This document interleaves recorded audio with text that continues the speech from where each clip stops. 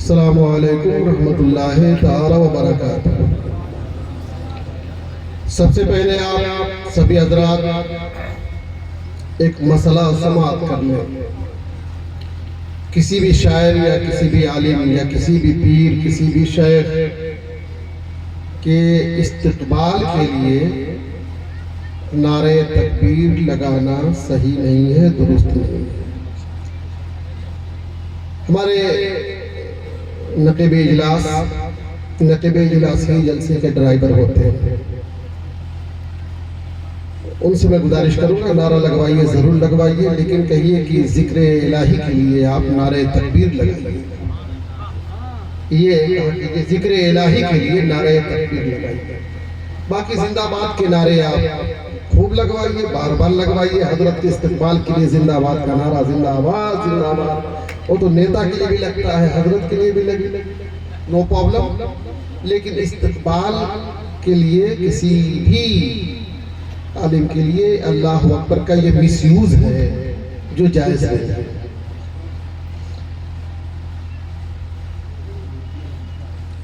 अल्हम्दुलिल्लाह अल्हम्दुलिल्लाह नहमदुहु व नुसल्ली व नुसल्लिमु अला रसूलिहिल करीम। अम्मा बाद, अऊज़ु बिल्लाहि मिनश शैतानिर रजीम, बिस्मिल्लाहिर रहमानिर रहीम। वमा कानल मुमिनूना लियनफिरू काफ़्फ़ा फलौला नफ़रा मिन कुल्लि फ़िरक़तिन मिनहुम ताइफ़तुन लियतफ़क़्क़हू फ़िद्दीन व लियुनज़िरू क़ौमहुम इज़ा रजऊ इलैहिम लअल्लहुम यहज़रून। सदक़ल्लाहुल अज़ीम व सदक़ रसूलुहुन नबियुल अमीनुल करीम। व नहनु अला ज़ालिका लमिनश शाहिदीन व शाकिरीन वल्हम्दुलिल्लाहि रब्बिल आलमीन। बारगाह रिसालत मआब सल्लल्लाहु अलैहि वसल्लम में दरूद पाक की नजरें पेश करें। अल्लाहुम्मा सल्ली अला सय्यिदिना मौलाना मुहम्मदिन मादिनिल जूद वल करम व अला आलिहि किराम बारिक वसल्लम सलातन व सलामुन अलैका या रसूल अल्लाह। अल्लाह की सरताबा कदम शान है ये, अल्लाह की सरताबा कदम शान है ये। इंसान ही इंसान, वो इंसान है ये। कुरान तो ईमान बताता है इन्हें, ईमान ये कहता है मेरी जान है ये। हज़रात गिरामी, हम और आप इस वक्त अल्लाह उसके रसूल के नाम पर बैठे हैं, और अगर अभी आप इस नाम पर नहीं बैठे हैं तो कम से कम अब नियत कर लीजिए कि अल्लाह उसके रसूल के नाम ही पर यहाँ बैठेंगे, तो आपका बैठना ये सवाब का काम होगा। जब तक भी आप बैठे, माइक पर बोलने वाले की बात समझे कि ना समझे, ये फायदा तो आपको हर हाल में मिलेगा। और इन जलसों का एक जो बहुत बड़ा फायदा मैं महसूस करता हूँ वो ये है कि अगर आप साइलेंट बैठे हैं, खामोश बैठे हैं, तो कम से कम आप जितनी देर तक बैठेंगे आप गुनाहों से सुरक्षित रहेंगे, महफूज रहेंगे। और अगर आपकी जबान से कुछ जिक्र इलाही होता रहा बीच बीच में, अल्लाह अकबर और सुभान अल्लाह, अल्हम्दुलिल्लाह, ये सब निकलता रहा, अंदर आत्मा से निकलता रहा, अगर तो नेकियों का बैलेंस भी आपके स्टोर में होगा। लेकिन आज जिन हालात से हम लोग गुजर रहे हैं, ये भी कहना बड़ा परफेक्ट नहीं होगा कि आप यहाँ बोलने वाले की बात पर सुभान अल्लाह कहकर सवाब पा ही जाए, ये भी कोई गारंटी नहीं। इसलिए कि कभी कभी ये माइक वाकई बहुत मजबूर होता है, बहुत मजबूर होता है। एक से एक झूठे भी इसी माइक पर आ जाते हैं, आते हैं और झूठी कहानियां गढ़ करके, झूठी रिवायतें गढ़ करके आपके सामने पेश करते हैं। आप नादानिस्ता तौर पर सुभान अल्लाह कहते हैं। कभी कभी तो आप से इतना ज्यादा सुभान अल्लाह कहलवा लिया जाता है, कभी मिसरा भी मुकम्मल नहीं होता, कहते सुभान अल्लाह कह दीजिए आधे मिसरा पर। वो आधा मिसरा भी पता नहीं, कभी कभी शरई एतबार से अभी वो जब मुकम्मल होगा तब सही होगा, बीच में रोक देंगे गड़बड़ हो जाएगा। जैसे अब सिर्फ ला इलाहा पर खाली सुभान अल्लाह कहलवाइए, ला इलाहा इस पर सुभान अल्लाह कहलवाइए तो गलत हो जाएगा। अभी मुकम्मल कर लो ला इलाहा इल्लल्लाह, अब इस पर कहो सुभान अल्लाह तो बात बनेगी। तो ऐसी कभी कभी शायर का मिसरा जो होता है वो अभी नाकिस है, बात पूरी नहीं हो पाई है। दूसरा मिसरा जब पढ़ेगा तब बात कंप्लीट होगी, अब वो कहलवाए तो ठीक है। लेकिन हमारी जनता, हमारी पब्लिक समझती है कि बस जहाँ ये खींचे वहाँ सुभान अल्लाह कह दो, जहाँ ये लहर मारे वहाँ सुभान अल्लाह कह दो, इतना ज्यादा कहलवाया ही जाता है। तो अब क्या करें, आपकी मजबूरी है, मैं समझ रहा हूँ कि यहाँ बैठे हैं आगे, और आगे बैठने वालों की और ड्यूटी बढ़ जाती है, दोनों हाथ उठा के जरा लहरा के जरा मचल कर ये सब चलता है। अब हमारे जलसे जो है इस तरीके के तमाशे होते रहते हैं। बिल्कुल सुभान अल्लाह कहना अच्छी चीज है, हर चीज में पॉजिटिव और निगेटिव होता है। हर चीज, आपकी आंख में भी पॉजिटिव और निगेटिव, मनफी और मुस्बत दोनों पहलू है। जाहिर सी बात है, इसलिए इन आंखों से आप अजनबियात का दीदार करेंगे तो गुनहगार होंगे आप। जिनको देखना चाहिए वही को देखेंगे आप तो वो जायज होगा। ये हाथ आपका पॉजिटिव भी है, निगेटिव भी है, इसको चलते चलते झापड़ मारते रहेंगे, किसी को तमाचा मारते रहेंगे, अपराध होगा, जुर्म होगा बहुत बड़ा। लेकिन इसी हाथ से किसी गरीब की मदद कर दे आप तो अच्छा काम होगा। तो पॉजिटिव निगेटिव तो हर चीज में होता है। तो ऐसी सुभान अल्लाह भी ये कभी पॉजिटिव होगा, कभी निगेटिव पड़ जाएगा आपका। अब कोई कह रहा है मैं बहुत चोरी करता हूँ, बहुत झूठ बोलता हूँ, आप उस पर भी कहिए सुभान अल्लाह सुभान अल्लाह, क्या बात। तो ये बहुत बड़ा अपराध हो जाएगा आपका, बहुत बड़ा जुर्म हो जाएगा शरीयत बात से। जैसे हमारे हजरत मौलाना मुफ्ती मुख्तार साहब मिसबाही बैठे हुए फौरन फतवा लगा देंगे।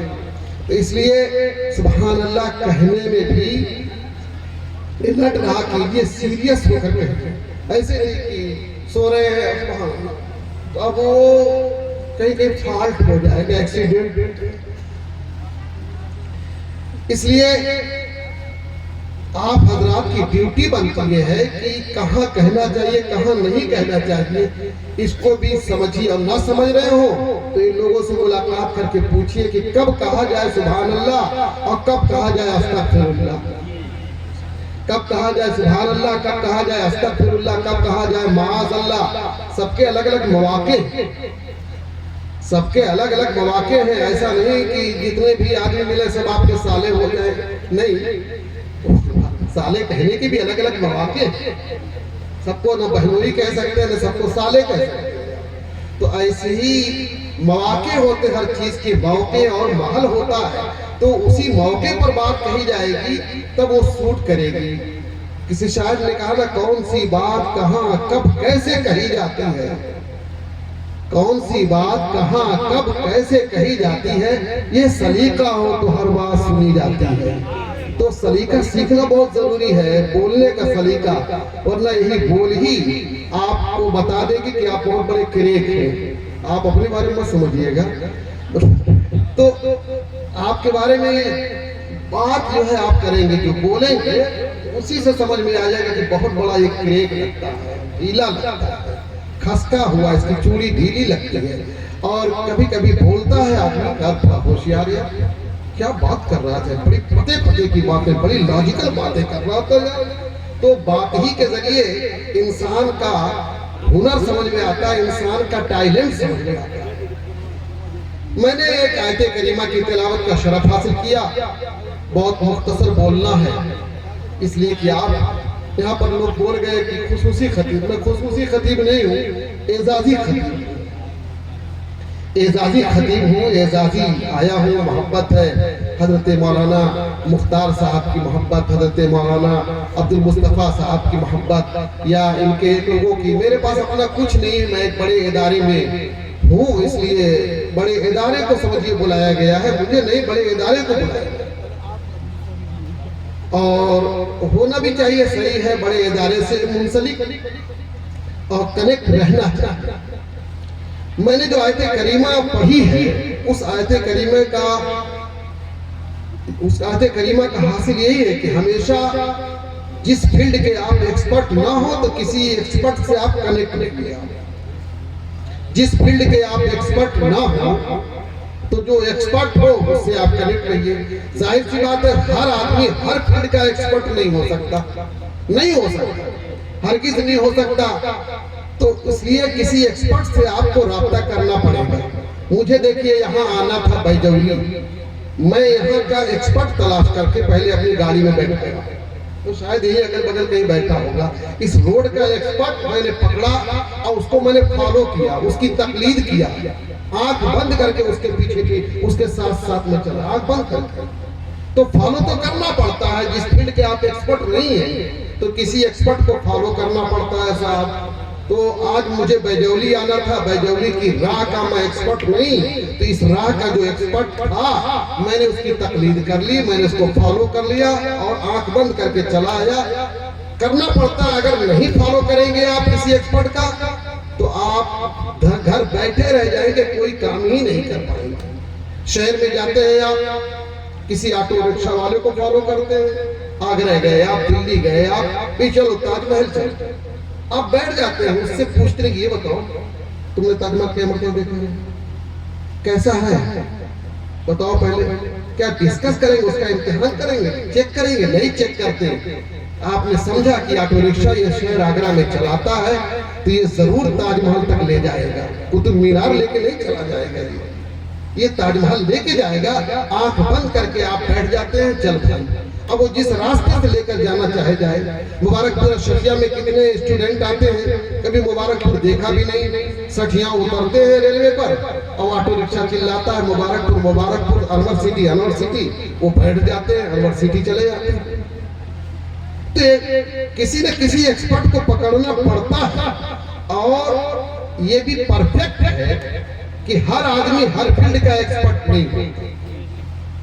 तो जिस फील्ड का जो एक्सपर्ट हो उससे आप कांटेक्ट रखिए। आप डॉक्टरी दुनिया के एक्सपर्ट नहीं है, किसी डॉक्टर से आप कांटेक्ट करते होंगे दवा के लिए, और जो दवा देता होगा आंख बंद करके खा लेते हैं आप।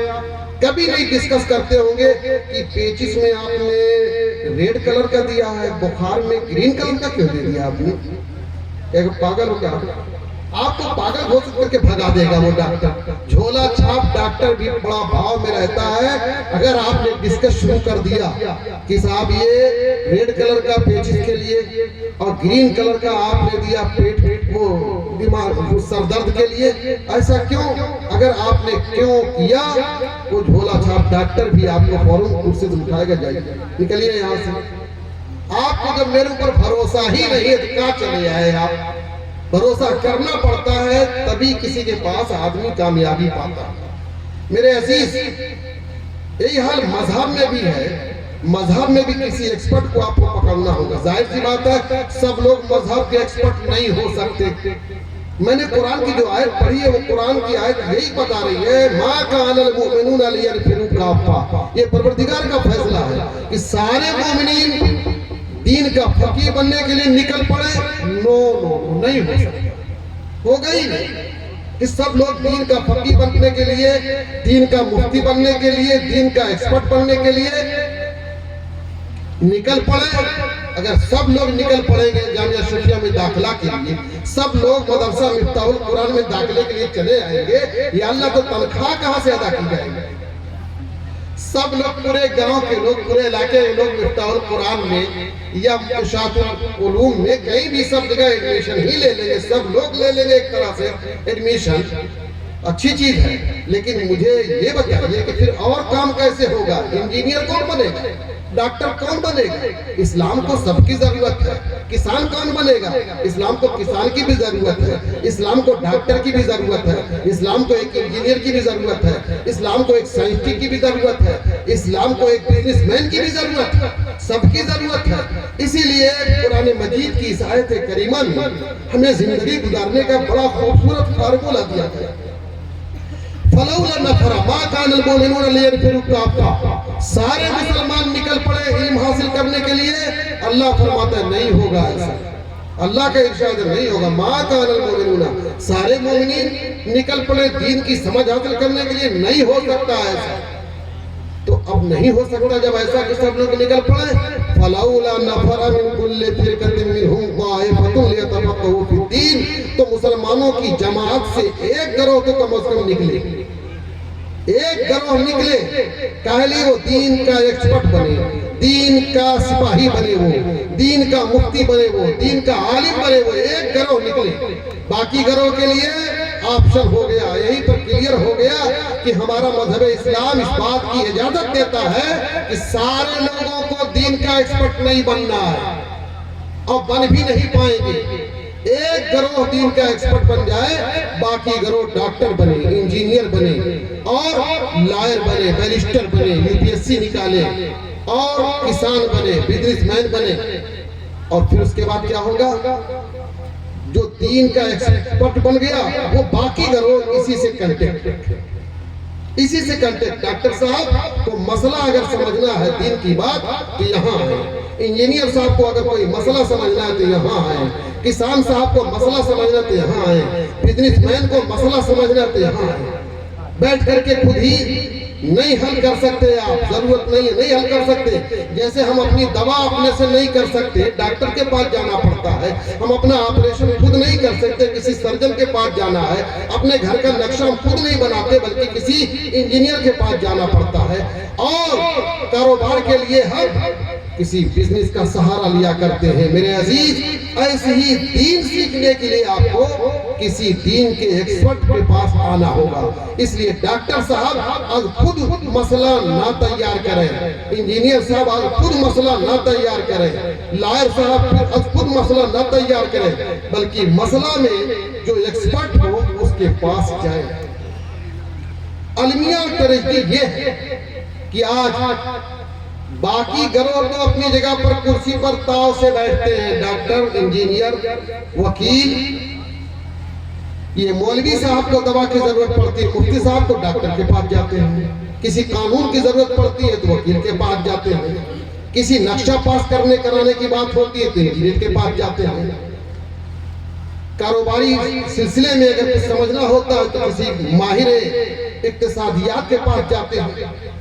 लेकिन मसला समझने में पता नहीं कुछ इंजीनियर को ये तौहीन होती है कि हम मौलाना के पास जाएं, डॉक्टर को अपनी इंसल्ट महसूस होती है किसी मुफ्ती के पास जाएं, इंजीनियर को इंसल्ट होती है कि हम किसी मुफ्ती के पास जाएं, लॉयर को, वकील को, बैरिस्टर को इंसल्ट महसूस होती है किसी मुफ्ती के पास जाएं। और अगर चले भी गए तो जानते हैं आप, बेतलब उस्तादी भी करना शुरू कर देते हैं। मुफ्ती साहब एक जमाने से 3 तलाक पढ़ रहा है तो डाउन करो उसको यार।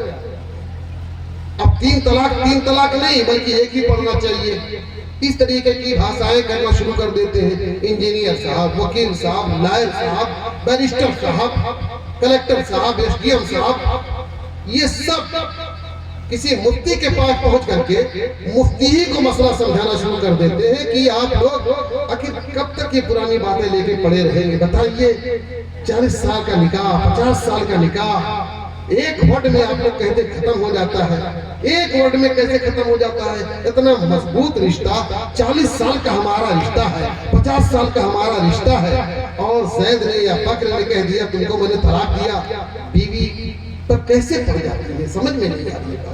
इसको देखिए, आप फिर से देखिए, नहीं समझ में। मैंने एक प्रोफेसर साहब से मैंने कहा, मदरसे की ABCD नहीं देखी, मदरसे का चेहरा नहीं देखा, मदरसे का गेट नहीं देखा, दीवार क्या गिरी मेरे ऊंचे मकान की, लोगों ने आने जाने के रास्ते बना लिए। हद हो गई यार। अब आप हमें समझाएंगे कि 3 तलाक 3 ही क्यों पढ़ती है, क्यों नहीं पढ़ती? कुछ दिनों के बाद हमारे पास आएंगे कि 5 वक्त की नमाज कब से पढ़ रहे हैं आप लोग? अब तो थोड़ा बिजी लाइफ है, दुनिया कहां से कहां जा रही है, इसको शॉर्ट कीजिए, सुबह शाम में खत्म कीजिए। हो सकता है ये भी मशवरा देने लगे, अरे तुम आ गया मार्केट में, लॉन्च हो गया मज़हब, नमाजी खत्म। एक मज़हब लॉन्च हो गया कि मज़हब नमाज की जरूरत नहीं है, नमाज की जरूरत उनको जो अल्लाह तक ना पहुंचे।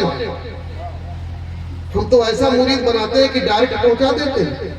ऐसे भी पीर लॉन्च हो गए मार्केट में साहब, ऐसे पीर भी मार्केट में लॉन्च हो चुके हैं, और उनका ये कहना है कि हमसे मुरीद हो जाओ तो हम आपसे नमाज को तो कैंसिल करवा देंगे।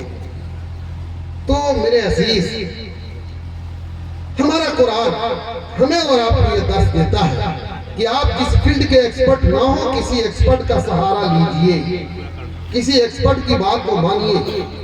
आज एक बहुत बड़ा अलमिया ये भी है कि हम लोग आज दीन सीखना भी कोशिश करते हैं, दीन सीखने की कोशिश करते हैं, तो जानते हैं कहां से सीखते हैं? मोबाइल से, गूगल से। मोबाइल से मसले सीखते हैं, गूगल से, मोबाइल से। कुरान मजीद में इरशाद फरमाया गया, फसअलू अहल ज़िक्र इन कुंतुम ला तालमून। अहले ज़िक्र से तुम सवाल करो जाकर के। अहले ज़िक्र कौन है? गूगल। अहले ज़िक्र कौन है? मोबाइल। नहीं, ये उलमाए मिल्लत इस्लामिया है। इनसे आप कांटेक्ट रखिए, इनसे आप ताल्लुक रखिए, अपने दीनी मसाइल में इनसे राब्ता रखिए। और अगर आपने गूगल के जरिए, मोबाइल के जरिए दीन सीखने की कोशिश की, यकीन जाने आप तबाही बर्बादी के दहाने पर पहुंचेंगे। कभी आपका ईमान भी खतरे में पड़ सकता है। याद रखिए, इस वक्त मोबाइल धरती का सबसे बड़ा फितना, मैं तो समझ रहा हूं धरती का, रूए जमीन का सबसे बड़ा अगर कोई फितना है तो ये मोबाइल है, सबसे बड़ा फितना। ये कितने मुसलमानों के ईमान को मुतज़्ज़ल कर चुका है। ऐसी ऐसी बातें आती हैं और हमारा मुसलमान, हमारी जनरेशन ऐसा हवाला देते हैं जैसे लगता है इनके ऊपर वही आई। हाँ, मोबाइल में हजरत, मैंने कल ही पढ़ा है मोबाइल में, हजरत अब क्या कह रहे हैं? अरे हम तो मसला बताने में डर लगने लगा। जैसे मसला बताते फौरन वो अपने 2 मिनट के मुताले से, गूगल के मुताले से हमारी 9 साल की डिग्री को डैमेज कर देता है, हमारी 11 साल की डिग्री को डैमेज कर देता है। कहता है हजरत लेकिन हदीस में तो ऐसा नहीं है। ये कौन है भैया? तुम कौन हो यार? कम बिजनेस करते हैं। तो यार हद हो गई, तुमको हदीस का क्या मतलब मालूम है? हदीस जानते हो किसे कहते हैं? पहली बात तो सुनो, हदीस पर अमल करने के लिए हमारे पैगंबर ने कहा ही नहीं। मैं कौन कहता हूँ हदीस पर अमल करने के लिए? हमारे पैगंबर ने हदीस पर अमल करने के लिए नहीं कहा है। अगर हदीस पर अमल करने के लिए कहा होता ना तो हम भी अहले हदीस होते। हदीस पर अमल करने के लिए हमसे कहा ही नहीं गया है। हमसे ये कहा गया अलैकुम बिसुन्नती, तुम्हारे पर मेरी सुन्नत लाजिम है।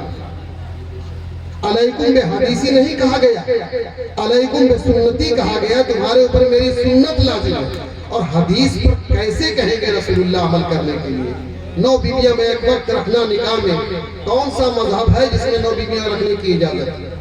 अर्श पर आना जाना, अर्श पर आना जाना कौन जा सकता है? बताइए, अमल कर सकता है कोई? हदीस पर अमल करना मुसलमानों के बस की है ही नहीं। इसलिए मुसलमान अगर हो सकता है तो क्या हो सकता है? एक दूसरा नाम अहले सुन्नत, बस। और ये अहले सुन्नत नाम हमारी पॉकेट का नहीं है, मुफ्ती मुख्तार की पॉकेट का नहीं है, मौलाना अब्दुल मुस्तफा की पॉकेट का नहीं है। ये रसूलुल्लाह की तरफ से नाम मिला है। पैगंबर ने फरमाया अलैकुम बिसुन्नती व सुन्नतिल खुलफाए राशिदीन, तुम्हारे लिए मेरी सुन्नत लाजिम है और मेरे खुलफा की सुन्नत लाजिम है। रसूलुल्लाह ने ये नहीं कहा कि अलैकुम बिअहादीसी व अहादीसिल खुलफाए राशिदीन, ये नहीं फरमाया। इसीलिए तो मुसलमान अहले हदीस कभी हो ही नहीं सकता। और जो अपने आप को कहे अहले हदीस, वो 14वीं सदी का नहीं है, पूरी दुनिया का सबसे बड़ा फ्रॉड है। फ्रॉड 420 फरेब है, वो अहले हदीस हो ही नहीं सकता। अगर अहले हदीस है तो जरा 2-4 हदीस पर अमल करके मैं पेश करता हूँ, दिखा दे। वो खत्ते गुलामी लिखवा दूंगा, वो नहीं कर सकता, अमल नहीं कर। हदीस पर अमल नामुमकिन है।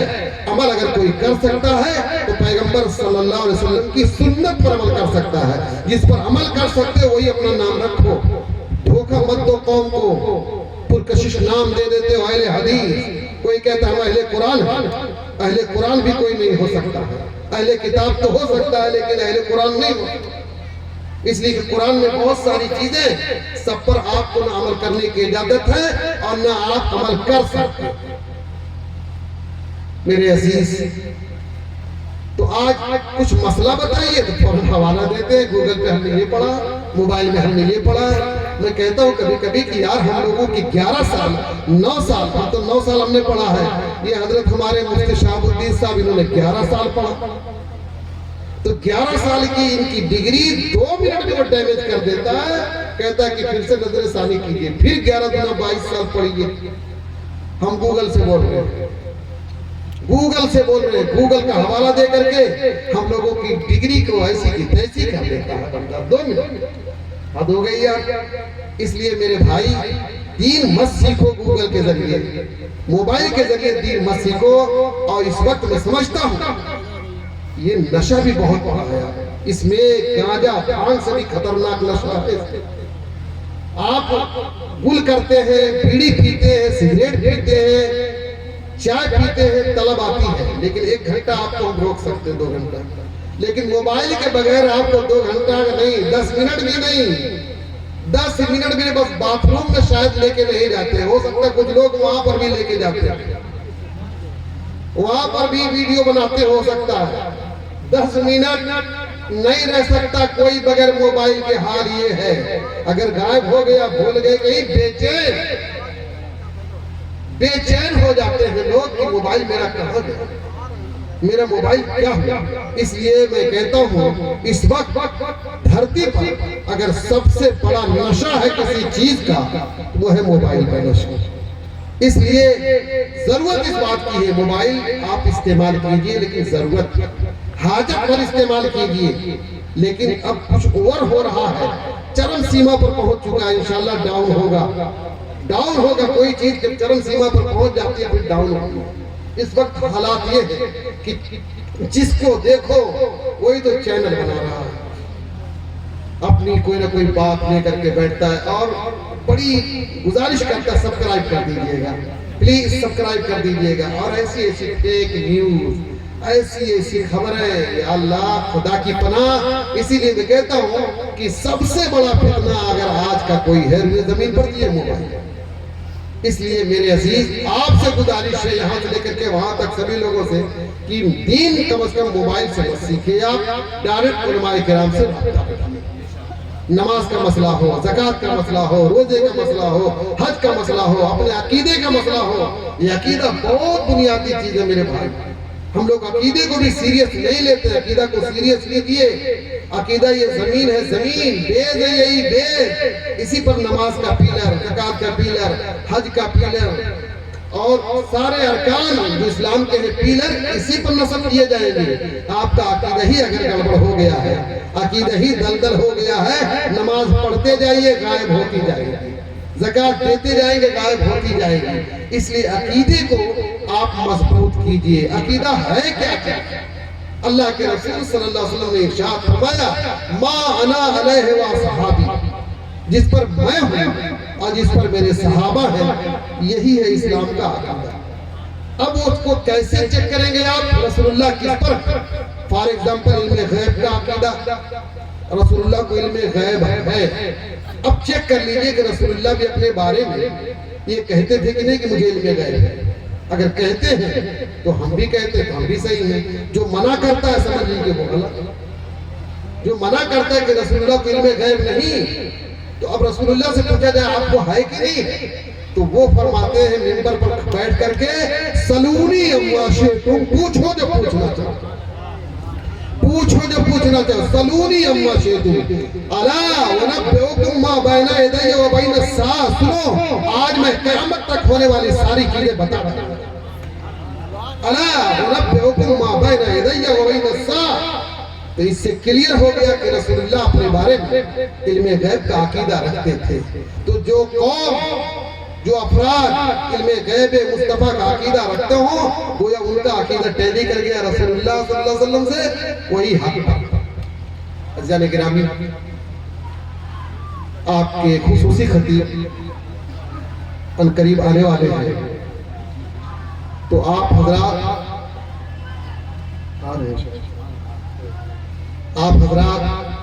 अकीदा जानना हो जब इन उलमाए किराम की बारगाह में आया कीजिए कि रसूलुल्लाह अपने बारे में क्या अकीदा रखते थे, ये क्लियर हो जाएगा। रसूलुल्लाह ने हमें दिया है मा अना अलैहि व सहाबी, जिस पर मैं हूं, जिस पर मेरे सहाबा।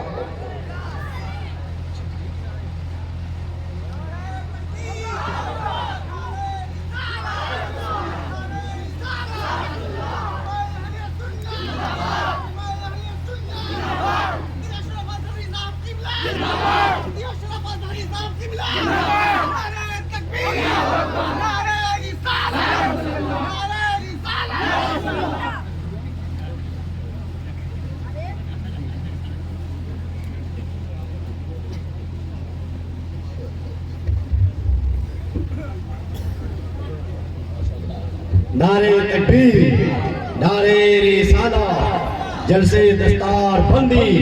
माशाअल्लाह बड़ी खुशी की बात हुई है। देखिए ये हमारे खतीब है भिलवाड़ा राजस्थान से तशरीफ ला चुके हैं।